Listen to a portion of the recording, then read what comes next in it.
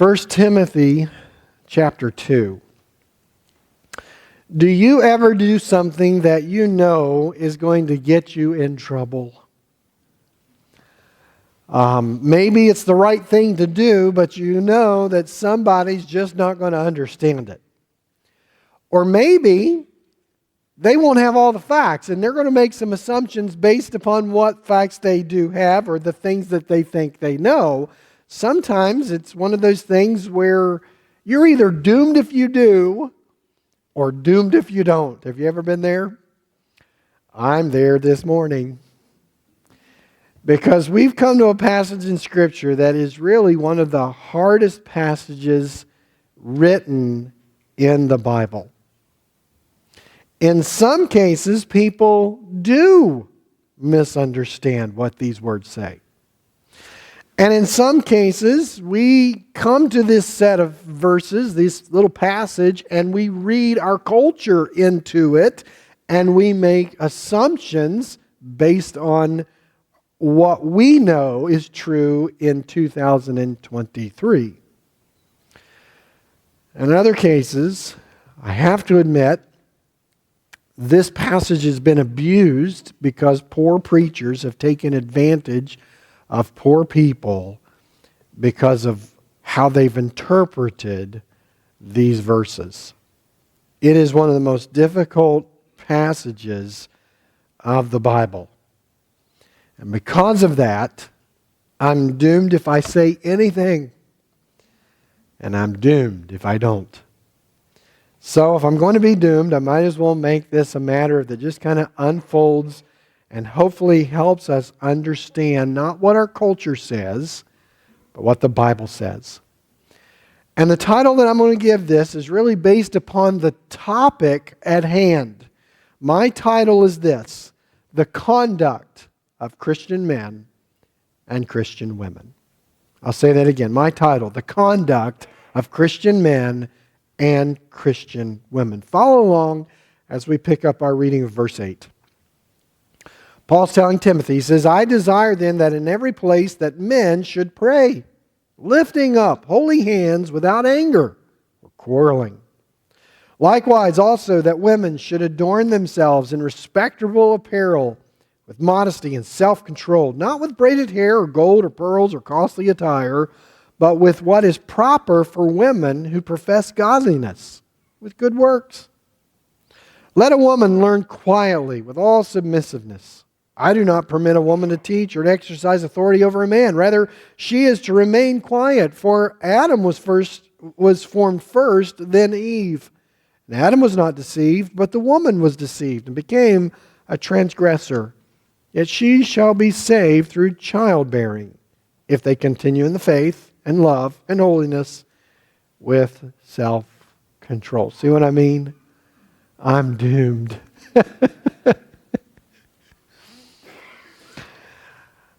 I will just be honest with you. There's no way for me to get through all of this today. We're going to take a couple weeks. Now, we have Easter right in the middle there, so we're going to take part of it today. We'll take part of it when we come back in a few weeks, but we're just going to unfold these verses and try to understand and apply them to our lives. And let's start with this, okay? Just on a real generic standing of just observing this passage, coming to it, let's make this first point. Paul begins with simple instructions. What do I mean by simple instructions? Well, what's the context? The context is a continued discussion of what we should be doing when we come together in public worship. It's the continuation of what verse 1 started out saying. Look at verse 1. It says, first of all, then, I urge that supplications, prayers, intercessions, thanksgiving be made for all people. If you remember, when we got to those verses, really what we were dealing with is this encouragement that Paul is giving to Timothy to teach these Ephesians, that there is something that should go on when they come together in public worship and have corporate prayer. Yes, it's fine and good for people to pray as individuals in private prayer and to pray for those that are over them. That's appropriate, but When you come together and the church is involved in corporate worship, they should come together with a united prayer for the salvation of the rulers and the authorities and all that are over them. That is vitally important. We went over that when we were there in the first part of this chapter. Verses 4, 5, 6, 7, those few verses kind of give detail of what's going on in that saving process, that there's one God, one mediator between God and man. And he kind of went into that little detail, but when we get out to verse 8, he's going to pick up this theme again. How do I know that? Well, verse 1, I urge that supplications, prayers, intercessions, thanksgiving be made. Look at verse 8. I desire then that in every place men should what? Pray. So we start with prayer, verse 1. We work down to a little bit of salvation, verse 4 through 7. And then now we're back in that same mode and mode of instruction on prayer. It's all within the context of public worship. When we come together as a corporate body, what should we be doing? And these instructions really are dealing with our conduct when we are together. Notice the instructions Paul gives. Men are to pray, lifting up holy hands. Now, what in the world does that mean? Is Paul saying that we should pray with hands lifted? Sometimes you'll see that. Sometimes you'll be at a conference, you'll be in another church, maybe on vacation, and you'll see people singing. I mean, I've seen this before. They're singing, their eyes are closed, and they're like this. And I'm not going to beat that up. I just think, what are you waiting for? Football? Is it coming down? Something? But they're lifting up hands as if that's holy. And again, I'm not criticizing that, but you'll see that as they sing. Sometimes I've seen ministers as they are praying to close a service, kind of giving a benediction.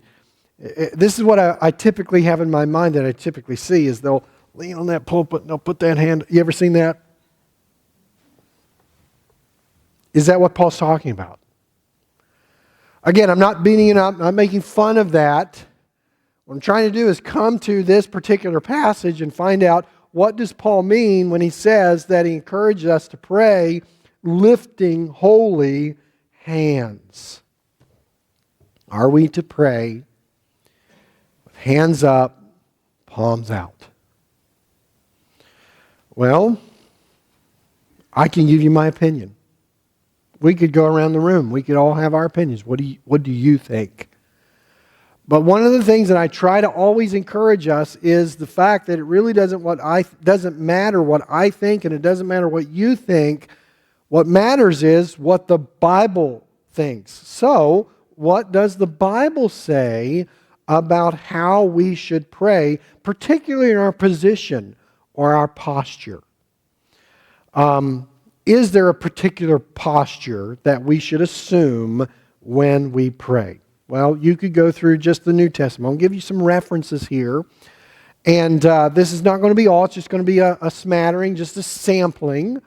But what we find in the book of Acts, chapter 9, verse 36. Chapter 20, verses 17 through 36. Chapter 21, verses 3 through 5. Ephesians, chapter 3. All of those references speak of prayer in a kneeling position. Paul says in Ephesians 3, I bow my knee before the Father in heaven. Kneeling in prayer. You could go over to Matthew chapter 6, and what you'll find is the Lord's going to speak about people who are standing as they pray. And again, in Matthew chapter 26, you'll find the Lord at the end of the week. He's going out to the garden, and he's going to take his inner three, and they're going to go a little further in the garden. He's going to go even a little further, and he's going to fall prostrate upon the ground as he prays. He's going to lie down there. So what we can find, I could go to more, but just for sake of time, what we find is that just in the New Testament, there's lots more in the Old Testament we could go to. What we find is people that are kneeling, people that are standing, people that are lying down with their face towards the Lord.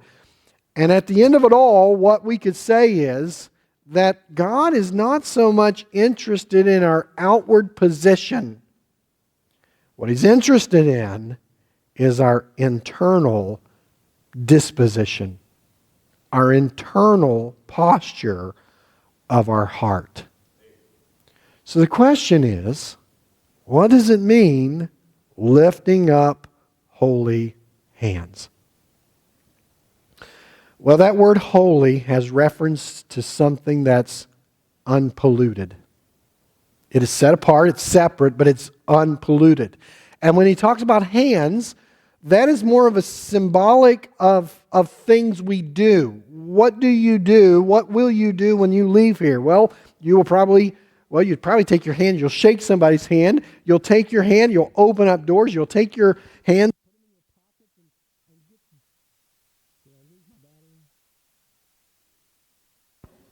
How about now? You'll get your hands in your pockets, you'll pull out your keys, and you'll start your hands are what you do. You can't do anything without your hands. So when you come to the Bible, hands are oftentimes symbolic with what you are doing, just like feet are symbolic of where you go. They're the things that take you where you're going. So when Paul is talking about having holy hands, what he's saying is that men who are offering prayer, they need to be unpolluted in what they do.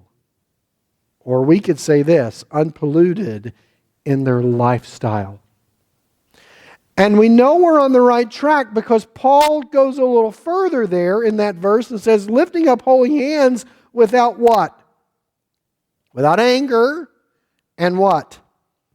Quarreling. One man said this, only men whose lives manifest practical righteousness should pray in public. So why does he narrow it to anger and quarreling? Well, we're not told, but more than likely he's singling out these two spiritual problems that are found in the character of people. Do you know anyone who has a spirit of quarreling? You ever known somebody that, you can't say good morning to them without them asking, is it a good morning, or are you just wanting me to have a good morning? Or if you are determined, they're just arguing over two words, good morning. You ever known somebody that just argues and quarrels over, those people you tend to avoid, right? But there's some people, that is their spirit. And what you find is that spirit of arguing tends to breed contempt and division. And what Paul is saying is that when you have men that will stand and lead your corporate worship as they stand and they pray, don't put somebody up there that's got a character of quarreling. They're always arguing, because such a person can divide the church. They can use the platform of their prayer to divide the church. And such a division can creep in and derail your worship. Do you know of anybody that seems to be agitated and always an angry individual? They are just volatile. You ever known anybody like that? Paul says, listen, such a man is not qualified to lead in public prayer. Such men cannot be allowed to lead the assembly in prayer because of their character or the example that they set before people, because their character, quarreling, arguing, that's not becoming of Christ, who was reviled and yet reviled not again. Now, does that mean that we can't ever be angry? Did the Lord ever get angry? Absolutely, he got angry. I mean, he walks into right after he gets off that donkey, he makes that triumphal entry. He's going to go in the temple, he's going to get angry and start throwing tables over. But he's angry for righteousness' sake. I mean, they have turned the whole worship place into just thievery. He's got righteousness involved. And we do have that example set before us. When you have people that are saying that truth is wrong and wrong is right, when we have people that are just the opposite of that, there is a righteous anger that we could have. But just to be volatile, just to be always quarreling, Paul says that will derail worship. And I'm telling you, when it comes to this beautiful thing, this necessary thing, this vital opportunity that you have, leading others before the Lord in prayer, let them be unpolluted, holy in their character and their lifestyle. But another thing to notice about this is he singles out a particular gender, doesn't he?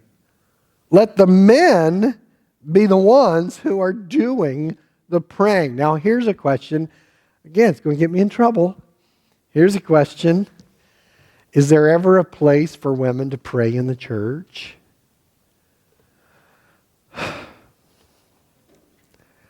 I'm not opening that to anybody's opinion. Because again, what does the Bible say? 1 Corinthians chapter 11. Actually, there's only 3 places that really talk about this, and we'll probably come back the next time and go deeper into it. But I'll give you the 3 passages. There's 1 Corinthians chapter 11, 1 Corinthians chapter 14, and this particular passage in 1 Timothy chapter 2. Those are the things that deal with women in the assembly doing various things. Okay, and we'll look at those. But 1 Corinthians chapter 11 does speak about women who pray and prophesy in public. So you have, now whatever praying and prophesying is, we'll have to deal with that. But there is a place for women to have prayer in a public gathering. So what is Paul doing when he singles out that men should be the ones who are praying? Well, what everybody seems to agree with is that he's singling out men being the ones who are the leaders in public worship. So maybe I can illustrate it this way. I'm going to pick on my wife. She is not, you better not, she is not going to be getting up here on a Sunday morning and starting at the pulpit, calling us all together for worship, and then starting to moderate that particular service. She's not doing that because that would typically be that would be a violation of what Paul is saying. That men are the ones who should be the leaders of that public worship that is out there. Now, Paul is not saying it's a violation for ladies to put together a ladies' ensemble so that they can minister special music. That'd be a beautiful thing. It's not a violation for, now I'm going to name names. Julie was playing her violin up here this morning. It's not a violation for Julie to play her violin, or Mia to play on the piano, or Eileen to sing a particular song before the sermon. Paul's not going after that. Paul's instructing Timothy to ensure that there's order to a service, and the men need to be the ones who step up and lead that service. It's not just any man. It must be a man whose character is unpolluted. His character is holy. That's what he's talking about. His instructions really are simple. But as he gets into verse 9, he moves from the simple to the complex. And that's my second point. Paul's instructions now move to the complex. Look at verse 9. Likewise also that women should adorn themselves in respectable apparel with modesty and self-control, not with the braided hair and gold pearls, costly attire, but with what is proper for women to profess godliness, with good works. Let a woman learn quietly with all submissiveness. I do not permit a woman to teach or exercise authority over man. Rather, she is to remain quiet. For Adam was first formed, then Eve, and Adam was not deceived, but the woman was deceived, became a transgressor. Yet she will be saved through childbearing, if they continue in faith and love and holiness, self-control. I told you, I'm not going to even get into all that today. But the reality is, being one of the hardest passages to interpret in the Bible, there is meaning here. And what is that meaning? Well, let's approach it in a manner that one would approach the eating of an elephant. David James one time told me, how do you eat an elephant? David, how do you eat an elephant? One bite at a time. So let's take these verses, one verse, one section at a time. Look at verse 9. Likewise. That is a word that's a linking word that is really indicating a continuation of the thought from verse 8. What did verse 8 teach us? It taught us that men are to have a character that's unpolluted, holy, and they are to be the ones who are leading, particularly when it comes to corporate prayer. Likewise, women, there's something here for you too. Women are to adorn themselves in respectable apparel with modesty and self-control. Now again, let's just kind of keep in context. For men, Paul is addressing prayer. When it comes to the women, what is Paul now addressing? Not their prayer, their what? Their attire, their clothes. And what he first says here is that women should have an apparel that is adorned. That word adorn means well arranged. And it's not just well arranged. I would say that it's clothing, it's apparel that they have adorned themselves in a manner that is appropriate or in good taste. That's what it means. And then to clarify that, he says not only should they be well adorned or appropriate in good taste, they should also have clothing that is modest. I'm going to stop right there and make this point. Modesty is characterized by decency and propriety. And what it does is it carries a sense of shame. That's the root of this Greek word. It carries a sense of shame that understands and really avoids the allurement of others. That there is a way that ladies can dress that just attracts the gaze and the eyeballs of people. And what he's saying is, that is, if you have that purpose, that I'm going to put on so people will notice me, you need to rethink your actions and line them up with God's mind, because God is saying you should be modest, that there should be a sense of shame in you that does not desire people to look at you in that particular way. Now, make this comment. I understand, and I think you understand, but there is a way that you can have clothing that is perfectly modest, and yet you still have people that look at you in the wrong way. And that's not your fault. For such illustrations, again, I have to be careful. Such illustrations, I really like to use the Amish in that. We live in the Amish world, right? But you think about that. I would contend, now I've not really sat down, don't really know anyone that's Amish, but I've watched from afar. And I would contend that even in their bonnets and their aprons and their long dresses, as they are neck to knees, I would say that you would probably find men who lust after that. No fault of their own.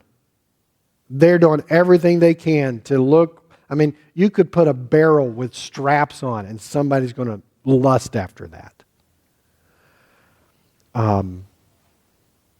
That's not their fault. And Paul is saying that you ladies, you should be appropriate in your dress and you should be modest in your dress. And my point is that you cannot control the minds and hearts of wayward people, but you can control how you present yourself and the allurement of how you dress and what you wear, the allurement of your attire. Be careful how you wear and what you wear. Now, in speaking to men, he calls on them to be godly in their character. For the ladies, he calls on them to be godly in their attire. Let their attire be well arranged, appropriate, in good taste. Let it be modest, showing self-control or restraint. Now, notice the words in 9, at the end of 9, the second half. He says, not with braided hair and gold or pearls or costly attire. Now really, do those things pose a problem? Is there anything wrong with braided hair? Is there anything wrong with gold or pearls? Let me just do a survey here, okay? And I'm going somewhere, so just humor me. How many of you ladies today have a gold ring on your finger? Let me see your hands. Look at all these hypocrites out here. Is Paul condemning you for that? Because he's literally saying braided hair, gold, and such. What does he mean? What is he calling us to understand? Is Paul calling you to take those things off? My answer would be no. And here's why. I'll give you at least 2 reasons that I think that we can safely say Paul's not forbidding the wearing of such things. One is that this category is not clearly logical. It doesn't really have order to it. Think of this. Think of the braids. If we make this a literal thing, no braids.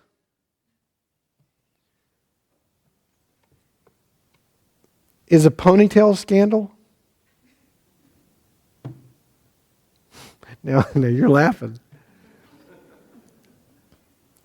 What would be the spiritual thing about braids? The only thing I can think of is you're showing your neck. Does a ponytail not become scandalous because it's not listed here? Why prevent braids and not say anything about the hair bun? Have you ever seen anybody like that?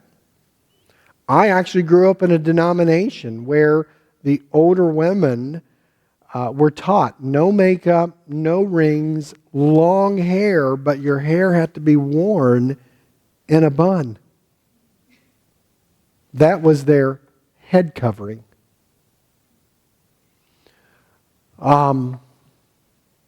Think of the gold. If gold is forbidden, does it allow you to wear silver or platinum? If pearls are out, is it okay for you to wear diamonds or rubies or emeralds or some other stone? See, what you find here is that if you take these things in a literal way, there's really not a logical order to them. I mean, really, the category is just too small, or maybe we could say the category is just too general. I don't think Paul's going after the specifics of braids and golds and stuff like that. I think the category also is too narrow.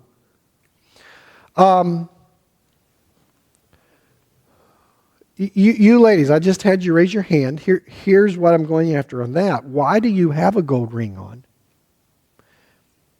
Why? I don't think any of you that have that gold ring on went into the closet this morning and said, I'm going to wear green today. What fits green? Oh, my gold ring. Your gold ring has a different meaning to that, doesn't it?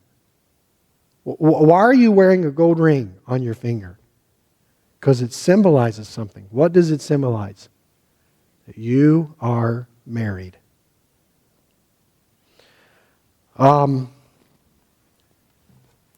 It's too narrow.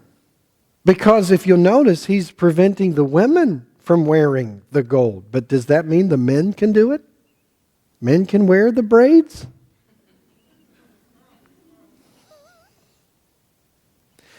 See, it's not logical.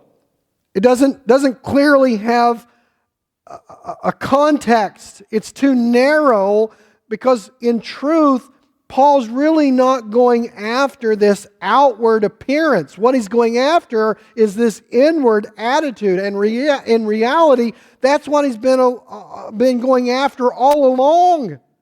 Both in men who love to stand and pray. And we're going after those men because there's a pride in that. And he's going after that inner heart, that inner attitude that when they pray, they need to be holy, unpolluted, and have a character that is godly. Now that is showing up in a personality of a lady that's much different. Because ladies enjoy the wearing of things. Men could wear... Maybe I shouldn't say that too general. I could probably wear the same thing every day and not care. Really, it would help me if I had 7 gray pants and 7 white shirts and I just pull up what I'm wearing today. Gray and white. It's what I wear every day. I don't care. You ladies can't do that. It's not part of your nature. It's not part of your upbringing. The thing that really... Now, for men, we love to be the big hunters. We love to be the big football players. We love the one that scored the last shot. We love to... Pride. Women, they display that. We know of a church. There's lots of churches. We know of a church that they do wear head coverings. They walk in church and they have these little, some of them have like fruit baskets on their head, you know. What's it showing? Status. What's it showing? A heart. And that's what Paul's going after. It's not so much the prayer or you're standing there. It's the heart behind it. It's not so much the clothes, the braids, the gold, the pearls. It's the heart behind it. That's his point in this discussion all along, that it's your inner attitude, not your outward show. You think of those men. Christ has something to say about that. In Matthew chapter 6, he says that there are hypocrites out there that love to stand in the street and be heard by men. And he says to them, those people, they have their reward. Because what they want is the great praise of people. Well, look at that. Oh, if I could just pray like so-and-so does. They have their reward. But in his teaching, he says, don't be like those hypocrites. When you go to pray, go to God in secret. And he that hears in secret rewards openly. There's an inward attitude there. And in that same vein, he's talking about men who ought not be quarreling and arguing and such, because ultimately they should be godly, not humanity that is just full of themselves. They should be godly. When it comes to women, their outward appearance is not a show. Their outward appearance should be appropriate, should be modest, not drawing attention, but really reflecting an inner heart that loves Christ. Let their character be godliness, seen to all who cross their path. And really, isn't that Proverbs chapter 31? I mean, Mother's Day's coming, so we have to read that chapter. And, she's resourceful and she's modest. How does that chapter end? Favor is vain, beauty is deceitful, favor is vain, but a woman who fears the Lord, she shall be what? It's an inward heart. That's what Paul's talking about when it comes to corporate worship. Leave your pride at home. Whether that's the men who love to stand and pray, or the women who like to wear the fruit baskets. Leave your pride at home. Come and sit. Turn your attention on Him who loved you and gave you His Son so that you might be saved. Now that's probably not as far as I need to go this morning.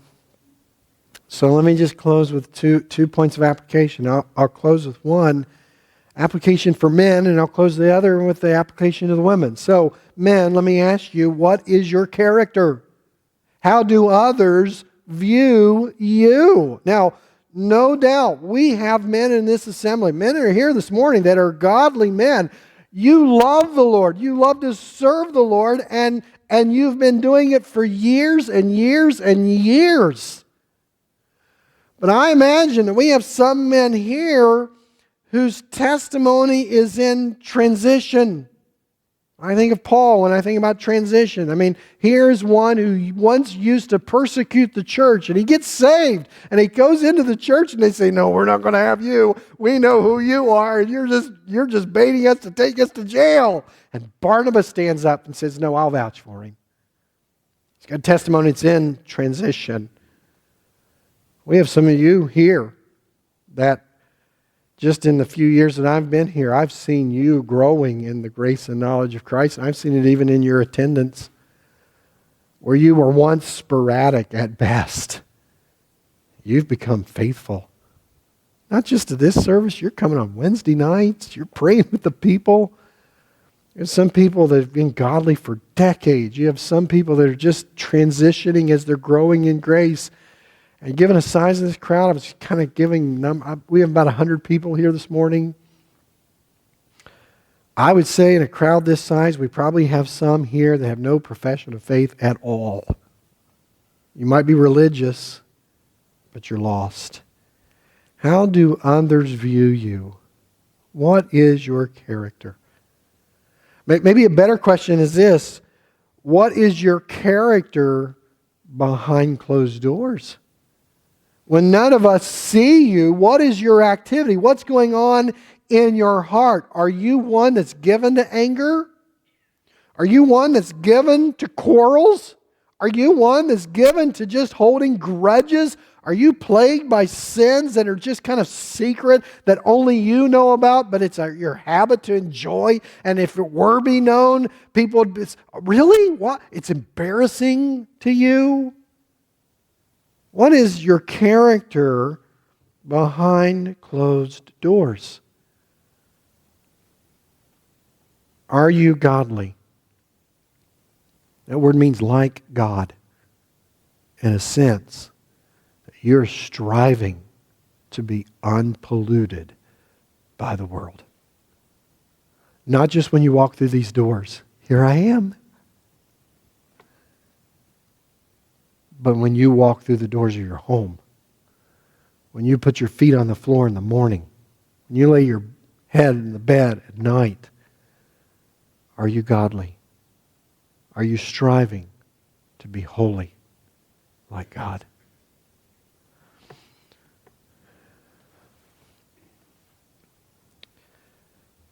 How about you ladies?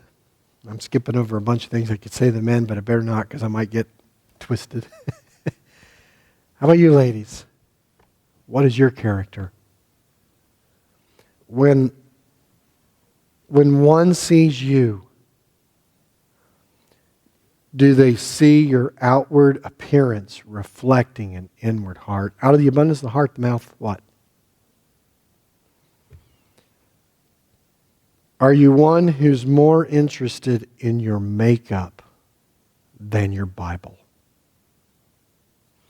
Now, going to get in trouble? Okay. One man once said, listen, if the bar needs painted, paint it up.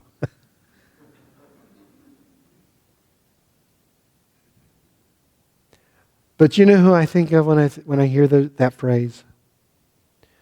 I think of that. Remember the TV evangelist and his wife, Tammy Faye Baker? Now, some of you just went, oh. Do you remember Tammy Faye Baker? She just looked like the billboard for makeup. Her makeup made her ugly. When people view you, right or wrong, when they view you, how are they viewing you? Sloppy? Careless? Too worked up over your appearance? What is your character? Are you one who seeks modesty? Again, I'm not at all saying that you have to wear a barrel with straps. And I'm not at all saying that you have to go neck to knees, but it does mean that you should be very aware that what you wear could attract the wrong set of eyes. I think of Tamar in Genesis chapter 38. It's a whole story about Judah and how he's done her wrong, and she abandons, herself, and she puts on the garb, it says, of a prostitute. And Judah finds her. There is something there. What you wear does matter. Is your garb, is your outward appearance reflecting an inward heart? Be careful. This topic, modesty, has been abused by many preachers who've probably been well-intended, but abusive. But it does warn us that we have to be mindful and be careful. And that may just mean that you just put practical application to that. If you sit in that mirror and you wonder if this is too short, it probably is. If you have to ask yourself that question, it probably is. You may need to recruit your husband and say, honey, what's your opinion? What do you see? And you need to be humble enough to hear what he says and say, okay, I get that. Because he's a man. His eyes see. You teenagers may need to ask Dad what he sees and be willing to accept his opinion on that. All because, in the end, your outward appearance reflects an inward spirit, an inward heart for the Lord. So whether you are a Christian man or a Christian woman, we all have responsibility to reflect Christ in how we live when we come into these doors, how we worship. He's got to help us. Ultimately, He's got to be the one who helps us to worship Him even as we sit here to grow in the grace and knowledge of Him. But we do have responsibility. May He help us to be careful in our conduct so we can come amongst ourselves and not be distracted, but give our attention to Him who's worthy of our praise. May He help us to worship Him in unity together. Well, let's pray.